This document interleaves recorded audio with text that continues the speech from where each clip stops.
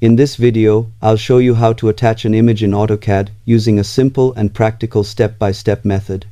Start by opening the Insert tab and locating the References panel, then click on Attach to open the image selection window.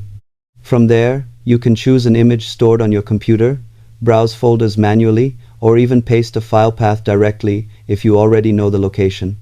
After selecting the image, AutoCAD opens the attachment settings where you can define the insertion point, scale, and rotation.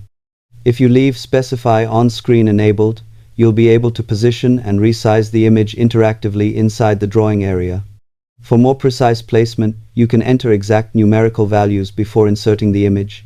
It's also a good idea to check image units and resolution so the attached file scales properly with your drawing.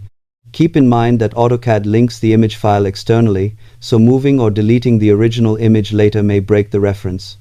Overall, attaching images is a useful way to add references, sketches, maps, or visual details into your projects efficiently.